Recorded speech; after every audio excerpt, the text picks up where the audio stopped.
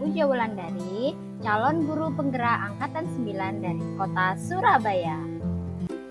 Pada kesempatan kali ini, saya akan menjelaskan tentang koneksi antar materi, kesimpulan dan refleksi dari modul 1.1. Setelah saya mengikuti sesi eksplorasi konsep, diskusi bersama Bapak Ibu guru calon guru penggerak angkatan 9, kemudian sesi kolaborasi dan sesi elaborasi pemahaman, saya dapatkan kesimpulan bahwa 1. Dasar-dasar pendidikan Ki Hajar Dewantara yaitu menuntun. Menuntun dalam artian yaitu menuntun segala kodrat yang ada pada anak agar mereka mencapai keselamatan dan kebahagiaan yang setinggi-tingginya. Kemudian bahwa anak bukanlah kertas kosong.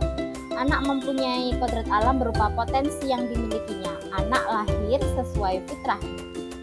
Sedangkan fungsi pendidikan yaitu menebalkan garis-garis samar tersebut yang ada pada anak. Dan pendidikan menurut Ki Hajar Dewantara yaitu menghamba pada anak, yang artinya melayani peserta didik sebaik mungkin. Kemudian tentang refleksi modul 1.1 tentang apa yang saya percaya tentang murid dan pembelajaran di kelas sebelum saya mempelajari modul 1.1. Pada awalnya, saya menganggap bahwa murid sebagai penerima pasif informasi.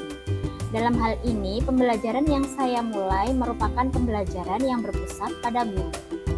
Guru merupakan sumber satu-satunya informasi bagi murid. Murid diharapkan menerima, mengingat, dan mereproduksi informasi itu sendiri.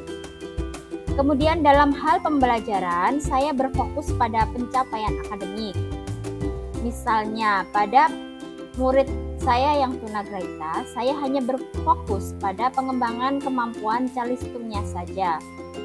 Dan saya kurang kenali kemampuan dan kekuatan peserta didik seperti penjelasan yang sebelumnya. Saya hanya berfokus pada kemampuan akademiknya. Saya kurang melihat kemampuan siswa pada bidang yang lain.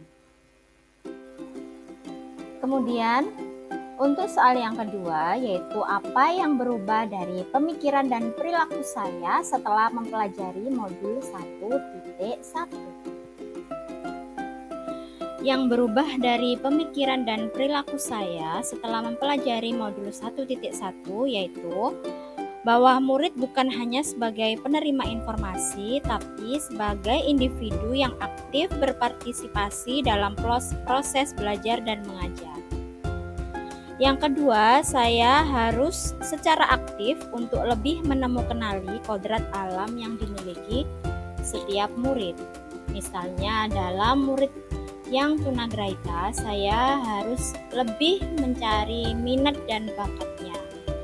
Kemudian untuk yang ketiga, yaitu saya lebih menekankan pentingnya pendidikan karakter, karena berdasarkan pemikiran Ki Hajar Dewantara, pendidikan bukan hanya tentang transfer pengetahuan, tetapi juga tentang pembentukan pribadi yang utuh. Kemudian pertanyaan yang ketiga yaitu apa yang dapat segera saya terapkan lebih baik agar kelas saya mencerminkan pemikiran Ki Hajar Dewantara. Yang mulai saya terapkan di kelas adalah dengan melakukan pembelajaran yang berpihak pada murid, seperti pembelajaran diferensiasi. Pembelajaran diferensiasi yang didasarkan pada pemahaman bahwa siswa memiliki latar belakang yang berbeda, minat dan bakat, serta kemampuan yang berbeda pula. Misalnya, pada peserta didik tunagrahita, saya tidak hanya berfokus pada pengembangan calistung. Saya mulai mencari bakat dan minat murid.